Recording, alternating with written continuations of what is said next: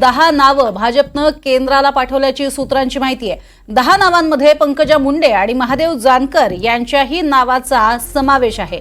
भाजप प्रदेशाध्यक्ष चंद्रशेखर बावनकुळे यांच्याकडनं विधान परिषदेसाठी 10 नावं ही केंद्राला पाठवण्यात आली आहेत। सध्या भाजपकडनं केंद्राकडे ही नावं पाठवण्यात आली आहेत। पंकजा मुंडे, अमित गोरखे, परिणय फुके, सुधाकर कोहळे, योगेश टिळेकर, निलय नाईक, हर्षवर्धन पाटील, रावसाहेब दानवे, चित्रा वाघ, माधवीताई नाईक अशी त्यांची नावं आहेत। तर मित्रपक्षांमध्ये महादेव जानकर यांचंही नाव आहे। त्यामुळे रावसाहेब दानवे, पंकजा मुंडे आणि चित्रा वाघ यांचंही नाव यामध्ये आहे।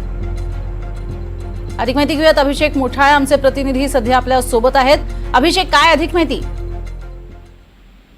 तर भाजपकडनं आता सध्याला विधान परिषदेच्या निवडणुकीसाठी तयारी जी आहे ती केली जाते आणि अशातच नावं देखील आता निश्चित झाल्याचं कळतं आहे।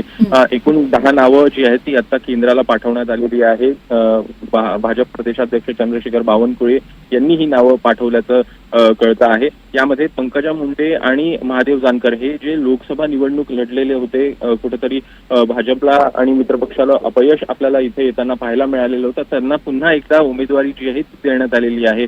पंकजा मुंडे यांचं नाव आधीपासून चर्चेत होतं आणि आता असं कळतंय की त्यांचं नाव देखील पाठवण्यात आलेलं आहे। एकूण 10 नावं आहेत, सोबतच महादेव जानकर यांचं देखील नाव त्याच्यामध्ये पाहायला मिळतं। त्यामुळे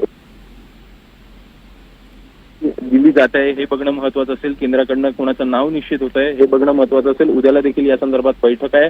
एकूण उद्यापर्यंत हे सगळं चित्र जे आहे ते आपल्याला स्पष्ट होताना दिसेल। नक्कीच, धन्यवाद अभिषेक या संपूर्ण माहितीसाठी।